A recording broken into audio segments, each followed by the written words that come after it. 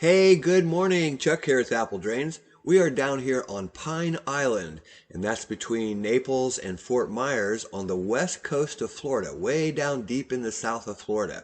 And what we're doing is we are waterproofing the exterior of this two-story home. And first we need to go ahead and remove this soil. This was a septic mound that they had placed right up against the foundation. And of course, their water and even the septic was seeping through that wall into the lower level of this house.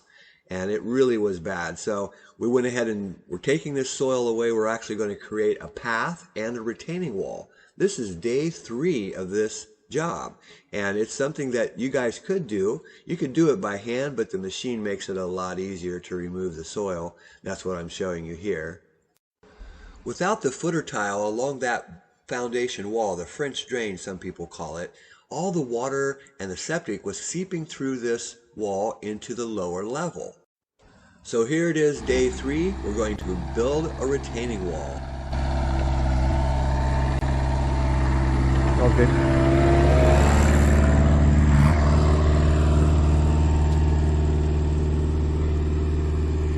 So these are 12 inches long and they're 4 inches high.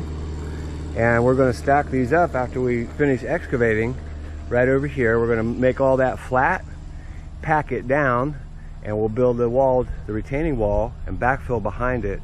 And we're pretty much done here. Hey, good morning. Chuck here with Apple Drains. We're down here in Pine Island, Florida, way down here, Fort Myers area. Yesterday we went ahead and we put in the footer system, the footer tile. You can still see our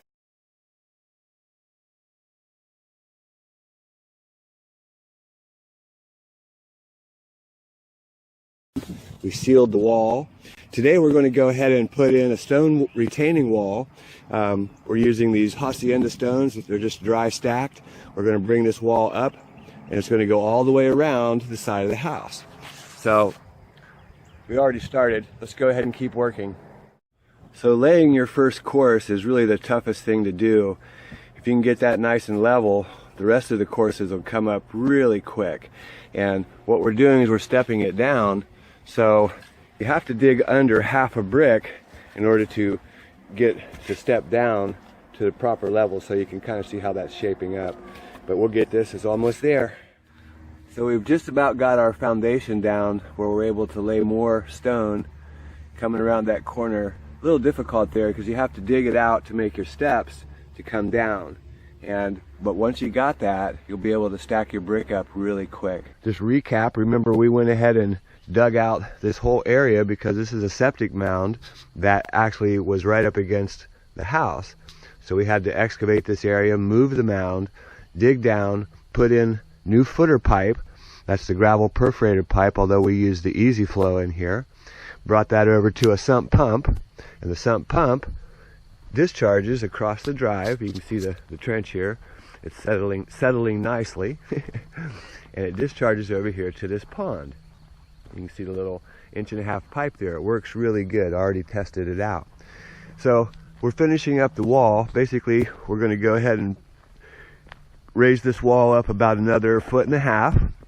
We're going to be a total of about 30 inches on our wall, and then we'll add more soil in here to bring it up to grade. The way that we're doing this, we're using these basic hacienda stones, landscape stones. And what we do is we use a caulking. We just put a little bit of this adhesive. This is actually Loctite, but it's made for concrete block, and it holds really good. Put a couple of beads on each one, and we just keep stacking the block. This is a dry stack, so pretty simple to do. The hard part really is getting your first course down there nice and level so that you can easily stack up your stone. So let's go ahead and get started. So we just put a little bead of caulk, this adhesive, on each stone, and you just keep on going all the way. I'm just going to do a few of them here. And this stone is a manufactured stone. It has a little lip on the back of it. You see that little lip? And that actually locks behind here. So it's a dry stack wall, but it kind of leans back to help hold any pressure from the wall or from the dirt against the stone. So let's go ahead and set one in place.